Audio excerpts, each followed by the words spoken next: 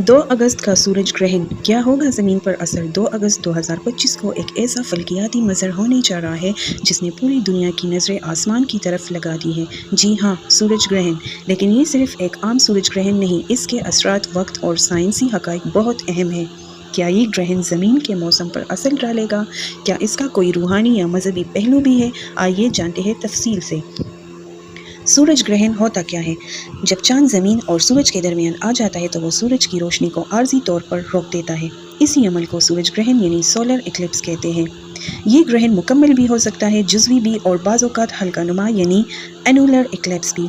ये इस बात पर मुनहसर है कि ज़मीन, चांद और सूरज की पोजीशन क्या है। 2 अगस्त 2025 का सूरज ग्रहण। 2 अगस्त 2025 को जो सूरज ग्रहण होने जा रहा है वो एक जुज़वी सूरज ग्रहण, पार्शियल सोलर इक्लिप्स होगा। इसका मतलब है कि चांद सूरज के कुछ हिस्से को ही ढांपेगा, मुकम्मल नहीं।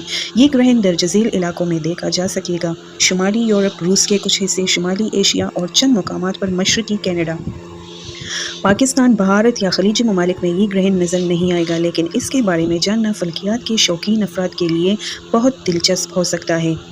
वक्त और दौरानिया। फ़ल्कियाती माहिरीन के मुताबिक ग्रहण का आगाज़ UTC वक्त के मुताबिक सुबह 8:15 पर होगा। ये अपनी इंतहा पर 9:45 पर पहुँचेगा और मुकम्मल इख्तिताम 11:10 पर होगा। कल दौरानिया तकरीबन 3 घंटे होगा। नोट: मुकामी वक्त आपके मुल्क के लिहाज से मुख्तलिफ हो सकता है। साइंसी अहमियत। सूरज ग्रहण फ़ल्कियाती माहिरीन के लिए तहकीक का एक सुनहरी मौका होता है। इस दौरान वो सूरज के बैरूनी हिस्से कोरोना का मुताला करते हैं। ग्रहण के दौरान सूरज की तेज़ रोशनी कम हो जाती है, जिसकी वजह से साइंसदानों को स्पेशल टेलीस्कोप्स और फिल्टर्स के साथ ज़्यादा गहराई से मुशाहिदा करने का मौका मिलता है। इसके अलावा ये वक्त शमसी तवानाई के असरात, दर्जा हरारत में कमी और जानवरों के रवैयों के मुताले के लिए भी बहुत अहम होता है। रूहानी, सकाफ़ती और मजहबी। इस्लाम में सूरज ग्रहण के दौरान नमाज कसूफ अदा करने की हिदायत दी गई है। नबी करीम सल्लल्लाहु अलैहि वसल्लम ने फरमाया कि सूरज और चांद अल्लाह की निशानियों में से है। इनमें ग्रहण किसी की मौत या ज़िंदगी की वजह से नहीं आता। बहुत से लोग ग्रहण के वक्त ज़िक्र और इबादत को तरजीह देते हैं। हिंदू मज़हब में भी ग्रहण के दौरान पूजा, नदी में गुस्ल और दान की बड़ी अहमियत है।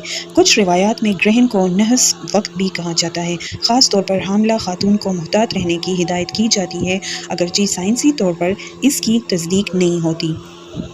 अगर आप किसी ऐसे इलाके में हैं जहां सूरज ग्रहण नज़र आएगा तो ये याद रखें, कभी भी सूरज को नंगी आंखों से न देखें। इससे बीनाई को नुकसान हो सकता है। सिर्फ मखसूस सोलर इक्लिप्स ग्लासेस या फिल्टर्स का इस्तेमाल करें।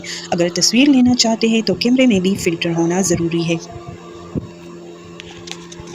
पाकिस्तान में ये ग्रहण नज़र नहीं आएगा, लेकिन लाइव स्ट्रीमर्स के ज़रिए दुनिया भर के नाज़रीन इसे देख सकते हैं।